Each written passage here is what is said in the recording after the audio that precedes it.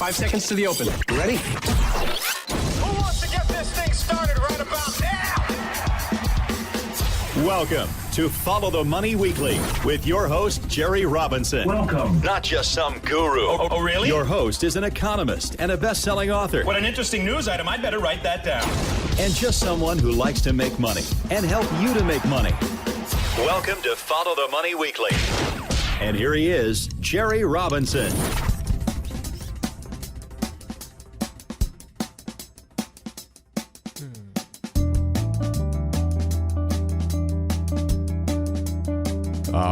Friends, welcome to you all around the world. Welcome to Follow the Money Radio. So grateful to have you here. You can find us online at followthemoney.com. Right there, you'll find all kinds of videos and articles we published over the years. You'll also find out about our memberships. Maybe you're wanting to improve your finances. Maybe you're wanting to increase the amount of income coming into your household. Maybe you're looking to become a better investor, or maybe learning how to trade. All of those things we teach here at Follow the Money. We've been doing that for quite a long time. It's our passion, it's our heart to help people break free financially and achieve financial liberty. And today, on today's podcast, what we're going to do is we're going to take, this will be kind of a short podcast today, but I really just wanted to bring to your attention, the fact that the Federal Reserve this week, for the very first time in a decade, since 2008, this hasn't happened, they've actually lowered interest rates, albeit a very small cut, 25 basis points. 25 basis points meaning just 25 points. So basically 0.25% has been cut. And the Federal Reserve, in essence, we knew this was going to happen. The futures market indicated a 100% chance for the Federal Reserve to actually cut interest rates.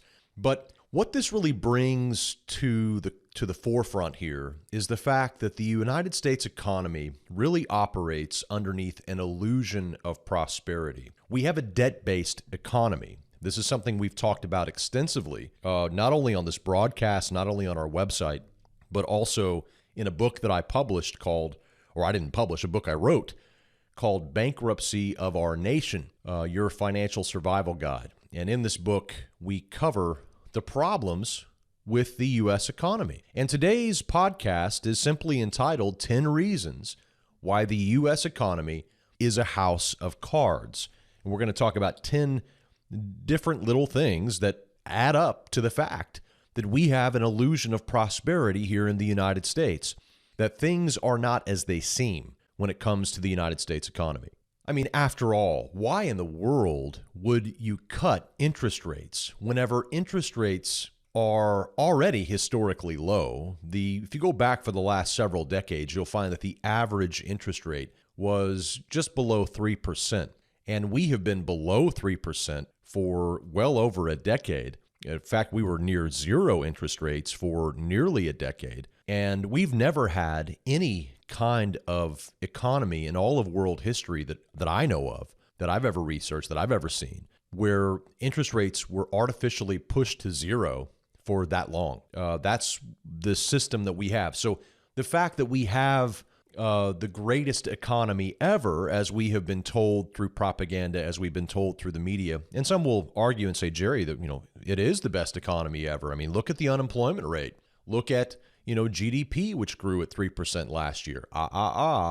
Those numbers have been revised, by the way. The 2018 fiscal year, if you go back and look at the actual GDP figures for that time, 2018, you'll discover that the number was 3.1%, I believe, was the growth rate for last year. But new revisions from Washington have come out to revise that number down to 2.5%. But regardless, let's say that we grew at 2.5% or even 3%. Is that really enough to overcome the problems that we are facing longer term? Just because you have a near-term positive sign doesn't mean that you've overcome the long-term problems that are still being ignored.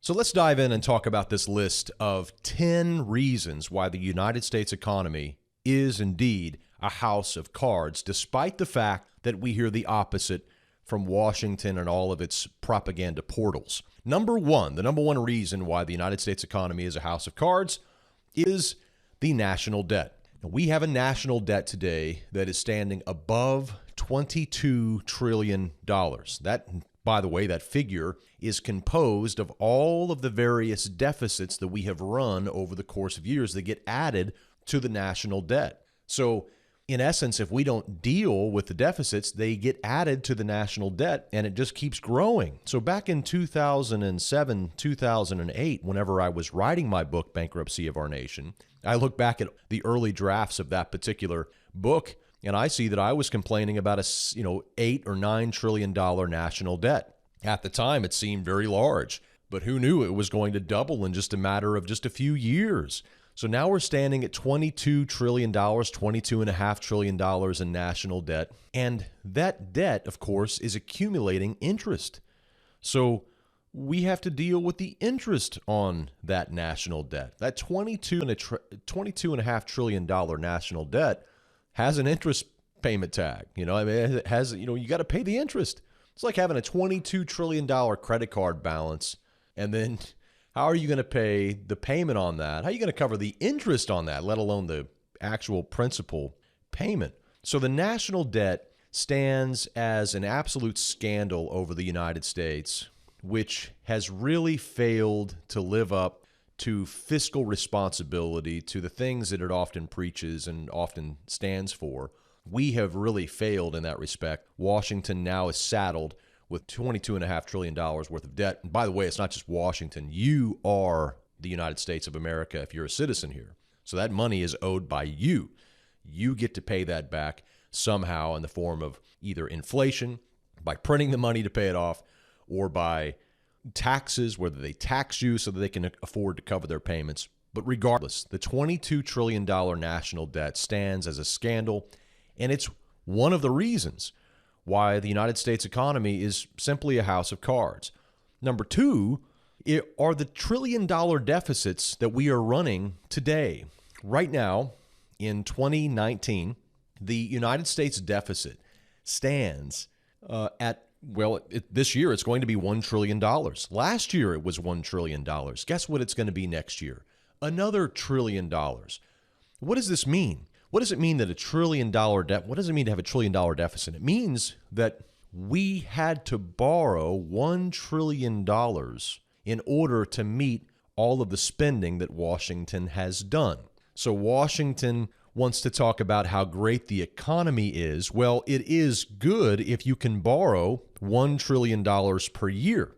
Don't forget that the economy that you and I now live in, the economy that we enjoy here in the United States, carries a price tag of $1 trillion of borrowing just to simply create the 2.5% growth that we see. So we have $1 trillion deficits. $1 trillion deficits. That's every single year. I mean, how in the world are we going to be able to function if we require an extra $1 trillion of debt just to pay our bills every single year? Can you imagine if you walked around and bragged about how you had a great financial plan and a financial world where you are, and it only required you to borrow $1 million every single year to have it? People would think you were loony. They would think you're crazy. You don't have a good financial plan. You're borrowing $1 million every single year just to finance your way of life, and that's supposed to be good? So we don't fall for this. Don't be fooled by the fact that Washington is borrowing $1 trillion every year and telling you they have a good economy. They're borrowing $1 trillion per year. Who are they borrowing that from? Foreign countries, right? So this is not a good economy. You don't get to borrow $1 trillion per year to pay your bills and then tell everybody you have a great economy. That's nonsense. So nobody should fall for that. Number two reason are the $1 trillion deficits. Number three reason why the United States economy is a house of cards is, and this may be sensitive for some, but the bloated and unaccountable defense spending that's going on. The Pentagon runs a massive accounting fraud. U.S. military spending just keeps rising, even as the Pentagon can't even pass an audit. They knew they were going to fail the audit whenever Ernst & Young and other private firms were hired to audit the Pentagon. I believe it was last year, and they failed.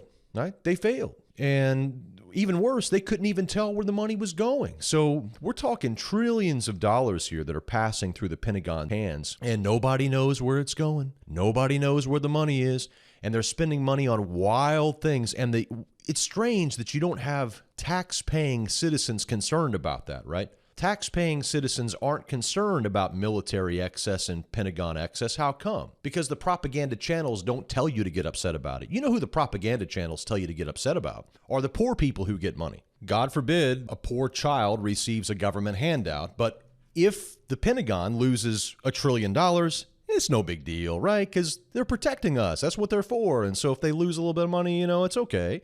Because, hey, they spilled their blood for our freedom. So let them waste all the money that they want to, because who are we to tell them what they should do? However, if it's a poor child who's getting aid from the government, that has to stop, because that's excessive. Who's going to pay for that, right? But again, when there's $1 trillion missing from the Pentagon, nothing. Crickets. Nothing, right?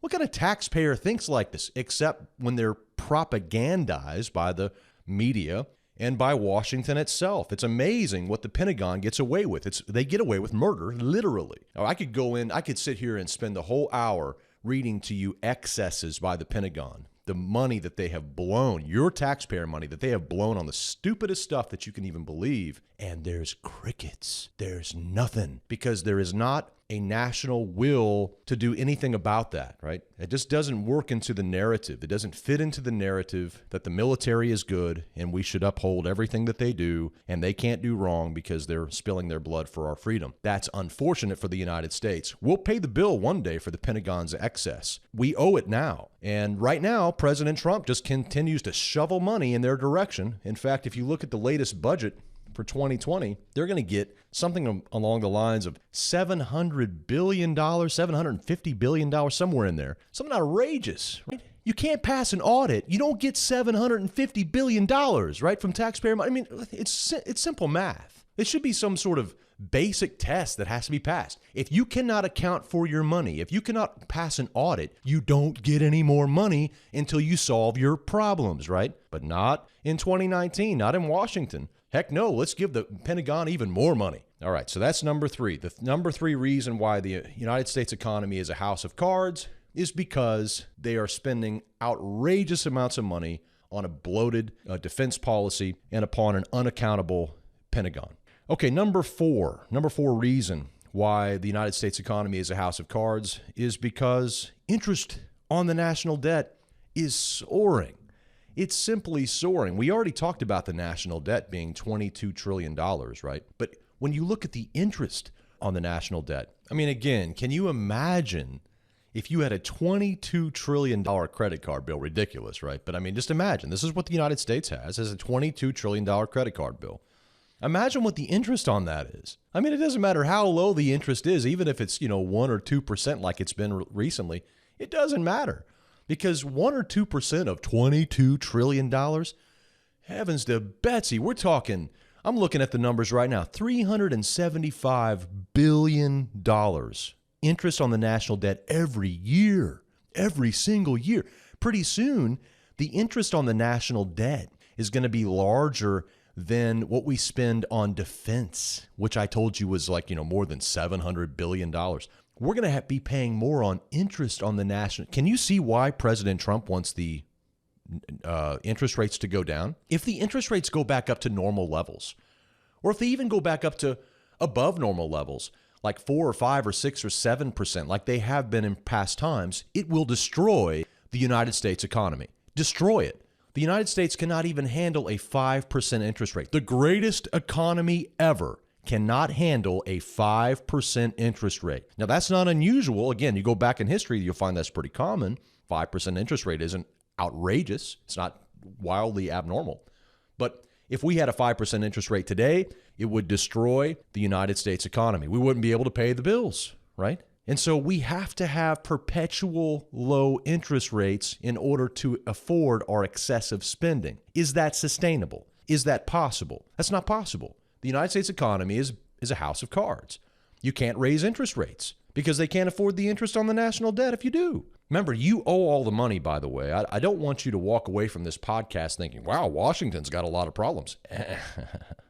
Yeah, nice. That would be nice, wouldn't it? If we could just say, yeah, Washington needs to pay that back. That's their problem. Nice. Nice try. Doesn't work that way. You are America, right? Because you're an American citizen. And if you say, well, Trump doesn't represent me. Oh, yes, he does. The president of the United States is a mirror of the people. It is a reflection of the people. Our founding fathers in their infinite wisdom made sure of that. Okay, so let's continue on now. So number 4 reason why the United States economy is a house of cards is because you owe a whole bunch of interest on a $22 trillion national debt that just keeps rising. And if the interest rates go up, it destroys the house of cards. That doesn't sound very sustainable. That does not sound like the greatest economy ever. Number 5 reason why the United States economy is a house of cards are trade deficits. Trade deficits. For the longest time, people who understand the economy realize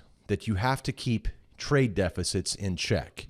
But here in the United States, because we have become so dependent upon consumption and we're not producers, we don't really make anything anymore, we practically have turned our number one export no longer from manufacturing or no longer, from something else that we produce, but instead our number one export is now what? The United States dollar. So our dollar is so powerful that we could just send it out and we just consume the world's goods, and that ends up leaving us with a big deficit because we're not really selling as much to other people as we're buying from other people. So again, we are not only debt slaves, but we're also importing ourselves into massive debt. So this is one of the things that President Trump has dealt with when he has been confronting China. And one of the things that I will say regarding President Trump is that his understanding of China as an economic threat, as the existential threat, I think, economically to the United States, being China, I believe that is correct. I believe that he is correct to understand that. Now, his tactics in dealing with China, I believe, have been incorrect. But I do believe that he is correct by identifying China as the primary problem that we're going to have to face economically speaking. But again, I don't think his tactics up until this point, time will prove whether they work out or not. But so far, I don't really think that our handling of the U.S.-China trade tensions has been productive. We'll see how it all turns out. But regardless, China certainly has taken advantage of the United States and its consumption because the United States has been willing to be taken advantage of. It is willing to spend money that it doesn't have. It's willing to go into debt to buy things that it wants. It's willing to do those things. So can you blame another nation for taking advantage of someone so economically naive as the United States? So that's the number 5 reason, our trade deficits, which again are, spiraling out of control. They're outrageous. The current trade deficit right now about $886 billion, right? The trade deficit with China around $400 billion. It's outrageous. I mean, it's just simply outrageous. So that's number 5 reason. Number 6 reason why the United States economy is a house of cards are the unfunded obligations that Washington is on the hook for to pay to people in the future. Social Security, Medicare, Medicaid, right? When you add all of these different liabilities that the government has promised to spend on citizens for future health problems, future income security, whatever the case might be, you find that number is astonishingly high, well above $100 trillion. And if you use, GAAP principles, if you want to go out even further, say to 2075 or 2080 and look at what the government owes, it's just simply astonishing. How is the United States going to pay for that? They don't even have very much money in the bank to pay for anything as it is. They're already borrowing $1 trillion a year just to finance current consumption. So how are they going to fund all these unfunded liabilities that they don't have any money for? Right, so they're going to have to reform Social Security, Medicare, and Medicaid. Everybody knows it. Something's going to have to happen. But is the population, is the public going to go along with that? Who knows? How are they going to pay for it? Are they going to raise taxes? Are they going to slash benefits? What's going to happen? We don't really know because there's no plan in Washington. Nobody's talking about it. Nobody's talking about the national debt. No one in Washington is talking about Social Security, crisis that we have. No one's really talking about the Medicare crisis that we have. Oh, but they are very concerned about what's happening in the Gulf. Oh, no, not the Gulf of Mexico, but the Persian Gulf, 6,000 miles away. Now, that's a real important problem. But as far as Social Security, Medicare, Medicaid, national debt, meh, who cares? We'll let our grandkids figure it out, right? No big deal. All right, so that's number 6. Unfunded obligations make the United States economy a total house of cards. This is not the greatest economy ever if you're looking at all down the road. Number 7, the number 7 reason why the United States economy is a house of cards is the derivatives bubble. Oh my goodness. This is a topic that doesn't get brought up too much. It's a topic that many people don't even fully comprehend.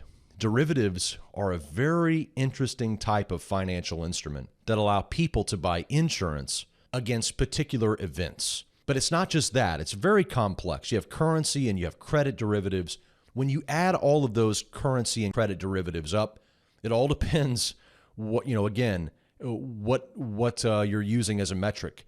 But according to U.S. Debt Clock, that number now stands at $545 trillion worth of derivatives, right? So other numbers, which are also very respectable, show that number being in the quadrillions. Forget trillion. You have to move on to the next illion, and that is quadrillion. So again, we're talking about financial engineering that has run amok and has created an enormous derivatives bubble. Imagine, when you think about derivatives, probably one of the easiest ways to imagine it is imagine if I want to buy fire insurance on my own house. Okay, so let's say I want to buy fire insurance on my house in case it burns down, right? Well, that's fine. Okay, I buy fire insurance on my house.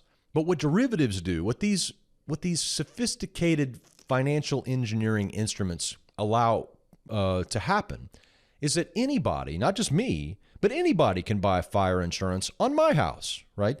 So that means that if a fire burns down my house, well, then who's going to be paid? Well, I'm going to be paid because I have an insurance policy, but other people have insurance policies on my house in this particular scenario. So many people get paid. So it distorts the overall economy by having tremendous amounts of derivatives. There are beneficial purposes to the derivatives market. I don't want to suggest that not. You almost have to have the derivatives market, in fact, to have the economy that you have today. It's simply required.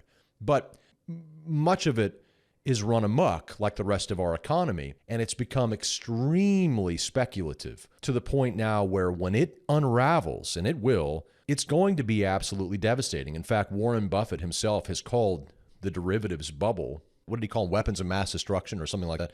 I mean, he compared them to nuclear bombs. So when they do go off, it's going to be very noticeable. So our derivatives bubble completely being ignored, again, by the financial press, and it is another reason why the United States economy is a house of cards. Number 8. I'm on number 8. Corporate welfare. Corporate welfare. We've did a whole show on many of the different types of corporate welfare that exist. I'll give you just one briefly. Last week or a couple of weeks ago, it was reported that 2.5 million poor people in the United States were no longer going to receive benefits in the form of welfare, SNAP benefits, and the benefits equaled about $121 per month. Okay, $121 per month for people to eat who are poor, okay? So 2.5 million people, 3 million people, poor people, lost the benefits of having that kind of food security here in the United States. How come? Well, because we're not socialist here in the United States. Of course, we're not going to hand out money to people who are poor and sick and who need food. That's not going to happen. Let the churches do it, right? Okay, well, fine. So whatever. So therefore, you cut these people off. But guess what happens during that same week? During the same week, the Trump administration also announces a new plan to hand out $16 billion to farmers, of which 54% of the benefits went to the top, wealthiest farmers. So the richest and most wealthiest farmers get this money. Now, what did these farmers do for this money? Did they have to work for this money? No. Just because they're farmers and they vote for Trump, they're going to get $16 billion because the China-U.S. trade war has hurt their profits. So let's give them taxpayer handouts. How much? $16 billion worth of taxpayer handouts. And it's much more than that when you start adding it all up. So the farmers are receiving billions of dollars for really doing nothing. Just because the policy in Washington has been destructive towards farms, they're handing out money to farmers. And how much did that cost? $16 billion. By the way, how much money did we save by throwing 3 million poor people off of the SNAP benefits? We saved $2.5 billion, right? So you threw off 3 million people off of welfare, and you saved $2.5 billion to do it because we're not socialists. And then you give out $16 billion of taxpayer funds through the USDA to farmers because Trump's policies have wrecked farmers in the Midwest. Okay? That's called corporate welfare. When government gives money, taxpayer money, to corporations, like they do the energy, the fossil fuel industry, and many of these other industries that get just loads of taxpayer cash for free constantly and benefits for free from the United States, when they get money, that's not socialism according to the Republicans.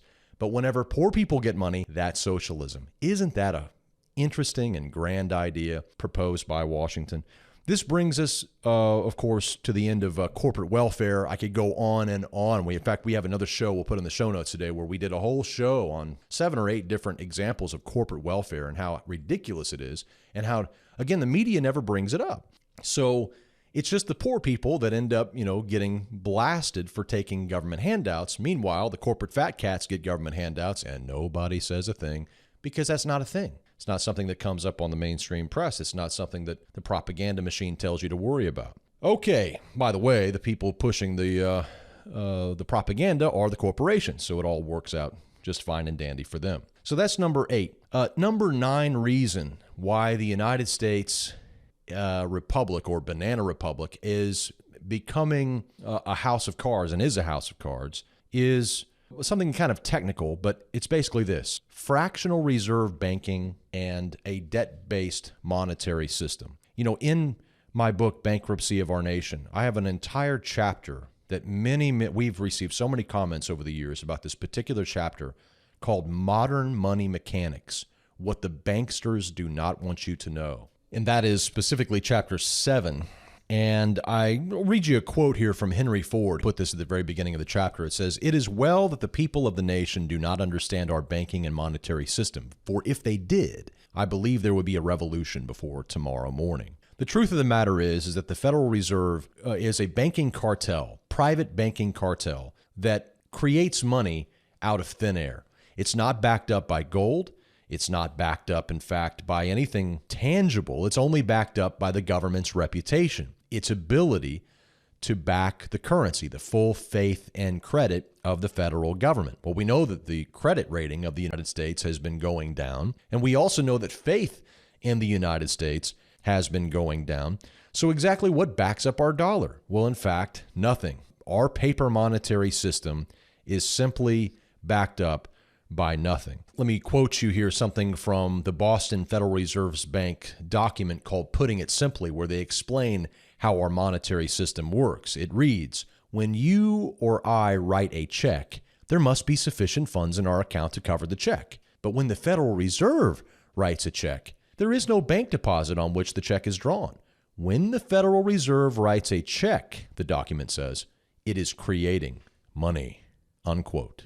In other words, the federal government, by way of the Federal Reserve and the U.S. Treasury, is able to print money out of thin air and use it as they wish, right? Isn't it quite something? So when we take a look at our fractional reserve banking, and by the way, fractional reserve banking I discuss entirely in our book, Bankruptcy of Our Nation, but you can think of our modern banks as simply money factories. And when they lend money, they're actually creating money out of thin air. It's a really difficult thing for people to understand, but in reality, it's a major reason why our economy is a house of cards. So number 9 would be fractional reserve banking and debt-based money. Number 10 reason why the U.S. economy is a house of cards is, I'll just go ahead and just say it outright. I talked about our debt-based monetary system, but let's just go further and just say it as it is. Money itself, here in the United States, the currency that is printed itself is debt. It is debt. It's debt. So money itself is debt. In summary, every time a bank makes a loan, it creates money. Now, the bank is allowed to charge interest on this newly created money, and when the debt owed on the loan is paid off, the money disappears from the system. For this reason, debt is encouraged and even required in our debt-based monetary system. So money itself is debt. It's debt. It's nothing more than debt. It's quite something that we have created a system now where money itself is debt. It's debt-based. It is not backed by anything, but it is actually an IOU. And if you're ever wondering if that's true, say, well, how can money be debt? Just look at a piece of money. Look at a piece of currency here in the United States. And currency and money, by the way, aren't the same thing, but we're not going to get into the logistics of that right now. The point is that the U.S. dollar, if you look at the top of it, it says Federal Reserve Note, right? It's a note. If I say I have a car note, you would say, well, you must have a car loan. Hey, bingo, that's right. I got a car note means I have a car loan. A note is a loan. So when the Federal Reserve issues currency, it's issuing a loan. It's issuing a note, Federal Reserve note. Who's the note for? The Federal Reserve. Who's the note? Whose money have to be paid back to? The Federal Reserve. The Federal Reserve issues the currency by way of the Treasury, and then it gets that money paid back. How? Well, it gets it in the form of interest. Who sets the interest rate? The Federal Reserve sets the interest rate. I could just go on and on about our debt-based monetary system. Not only is it a violation of, just decent human morality, it's actually a violation of the Bible itself. The Bible itself says in the Old Testament numerous times, in Proverbs and also in other places in the Old Testament, it talks about how unjust weights and false balances are an abomination to the Lord. In other words, when you take currency and you debauch it the way that you do, you end up creating basically an abomination according to the Bible, right? So anything that doesn't have just weights and just balances qualifies as an abomination. And I go into the book Bankruptcy of Our Nation here, and I explicitly show how that's exactly what the United States has created ever since 1971, whenever it went off its gold standard. It has nothing backing up the currency. It is issuing debt and calling it money. So those are your 10 reasons why the U.S. economy is a house of cards. What can you do to protect yourself? Well, that's what we're here for. That's what Follow the Money is all about.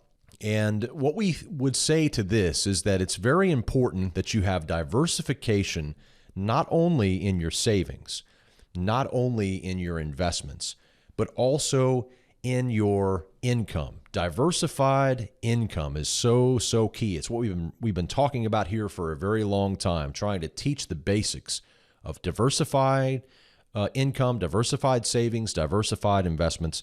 We also talk about the importance of gold and silver. We've begun to see gold rise in this environment because faith is being lost in the economy. In fact, not just the United States economy, but the global economy. As people lose their faith in human institutions and man-made institutions, you start to see the price of gold rise. And that's exactly what we saw at the end of May. In virtually every currency around the world, the price of gold began rising. So it doesn't matter if you're looking at the yuan, the yen, the British pound, the Swiss franc, or the US dollar, or the euro. Gold is rising in all of those currencies ever since May. So that tells you that there's something afoot. There is a lack of trust and faith in the economic authorities. Gold and silver is one way to hedge against uncertainty economically, but also to benefit from poor monetary policies like we have today. I also think that affordable real estate is also a fantastic place to own for hedging purposes, affordable real estate. I'm going to be talking about that, by the way, this Friday. We have a special Platinum members only mastermind call where I'm going to be talking about 5 investments for the long term, 5 things that I'm personally doing for the long term. And I'll be sharing those on our Friday mastermind call. If you want to be a part of that, you can just simply go to followthemoney.com/join and become a Platinum member. and sit in on that call. You'll be able to ask questions. You'll get a ton of great information. We're going to have a really good time on Friday. And if you miss this, if you're listening to this broadcast after the fact, we're going to record the call. So if you become a Platinum member after this podcast, after Friday, then you'll have the archive call to be able to go to and watch and listen to. But also, in addition to real estate, cryptocurrencies, and specifically Bitcoin, serving as a speculative store of value, as we talked about in our last podcast. Even Federal Reserve Chairman himself, Jerome Powell, mentioned that Bitcoin is being perceived as a speculative store of value like gold. We believe over time that Bitcoin is going to rise even higher than it is today. And I believe that it serves as a hedge against paper money and, paper currencies, fiat currencies that we have today. So just some food for thought today. 10 reasons why the U.S. economy is a house of cards, and just a few ideas on how you can actually implement solutions for yourself. Pay off debt. Get yourself financially stable. Get your financial house in order, and realize that Washington is not going to save you. It's up to you to do your own due diligence and to prepare for the very uncertain economic days that lie ahead.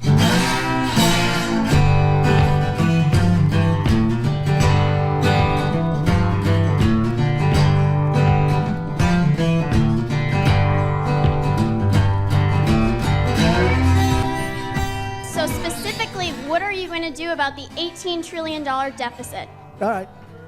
Well, what we're going to do, we do, and by the way, it's not 18 trillion, it's now $19 trillion.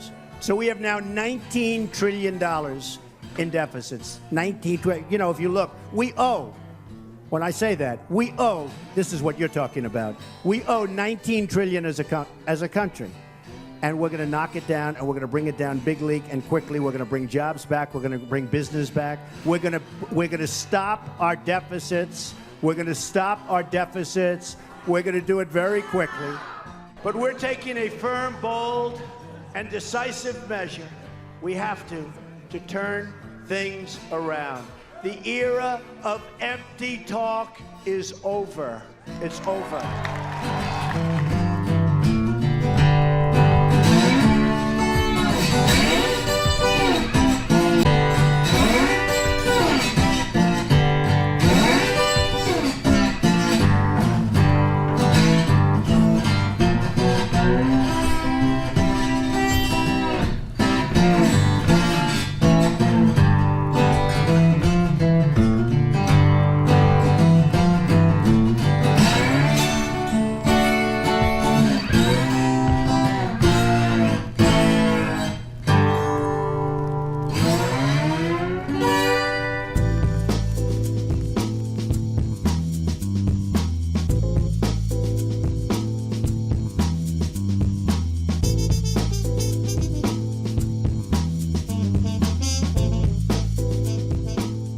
Hey there, friends. Jerry Robinson here from Follow the Money Radio. Are you looking for a brand new income stream for 2019?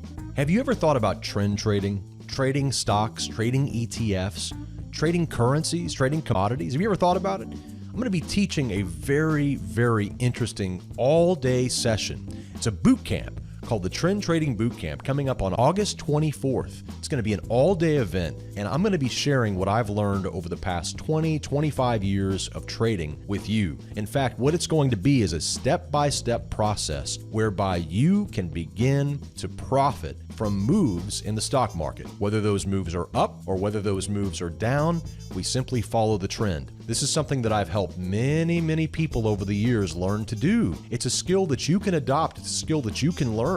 And you don't have to have a tremendous amount of money, but you do need to have a little bit of money, of course, to trade. But if you can learn the skill of how to trade, it's something that will stay with you all of your life, and you can apply it whenever you need it. It's a skill that is rarely taught, and we're going to be teaching it at this upcoming Trend Trading Boot Camp. It's an online event. You won't have to leave your home, and you'll be able to learn from the comfort of your own home. There's many different handouts you'll be receiving. You'll even receive a certificate of completion once you're all done. Lots of details you can find online. Simply go to followthemoney.com/bootcamp. Sign up, become one of the registrants for this upcoming boot camp, and you'll receive everything that you need ahead of time so that you'll be prepared for this incredible power-packed day of learning. August 24th, mark your calendars, and if you want to be a part of this upcoming boot camp, go to followthemoney.com/bootcamp and get more info there.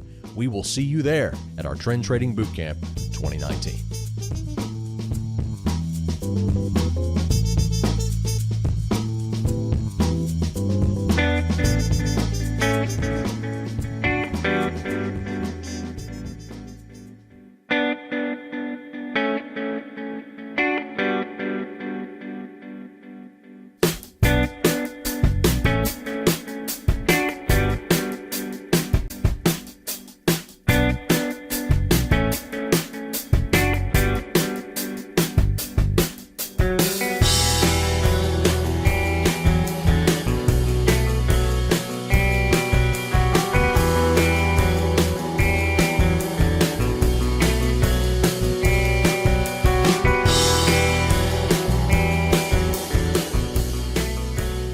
Friends, welcome back to the program. We're in our final moments here.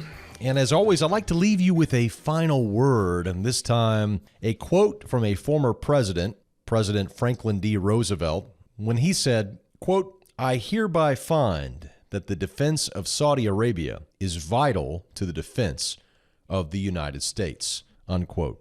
That quote was reaffirmed last week whenever President Trump rammed through billions of dollars of weapons for Saudi Arabia, despite objections from the United States Senate, a Republican Senate, by the way. If you ever wonder why the United States is rapidly arming Arab nations like Saudi Arabia, countries, by the way, like Saudi Arabia are the literal Mecca of Islam, which is really quite stunning when you consider that the United States, especially under President Trump, calls himself a pro-Israel president, when in fact Saudi Arabia led the invasion against Israel when it was first founded in 1948. It was also involved in the 1967 Six-Day War. Who was not involved in the 1948 and 1967 wars? Do you know, over in the Middle East? Who was? Oh, it was Iran. Iran was not involved. Iran did not invade Israel in 1948 when it was becoming a nation.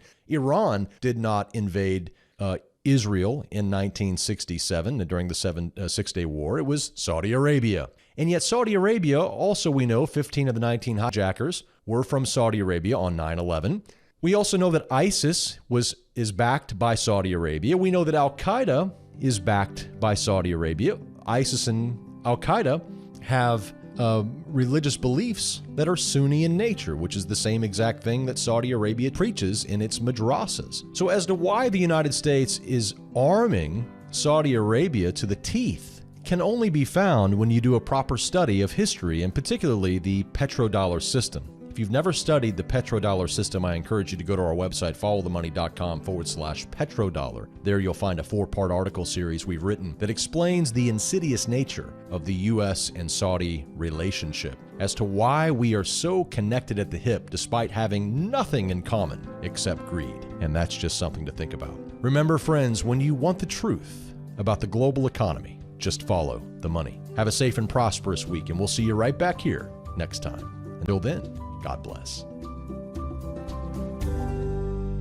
All of the information contained on the Follow the Money podcast is strictly for informational and educational purposes. It should not be construed as specific investment advice. The views and opinions of our guests and sponsors, including Tom Cloud, are their own and do not necessarily represent the views of ftmdaily.com or Robinson Media Group, LLC. Jerry Robinson does hold an insurance license and at times may offer consulting on life insurance and fixed retirement income products. Follow-up, individualized responses to email or phone requests that involve the rendering of personalized investment advice for compensation will not be made absent compliance with state investment advisor registration requirements or an applicable exemption or exclusion and applicable insurance regulations. Past performance is not indicative of future results. You should be aware of the real risk of loss in following any strategy or investment discussed on the podcast. Remember, never do your financial planning through podcast or radio. It's your money. Be wise. Do your due diligence and always consult a trusted financial professional before making any financial decisions.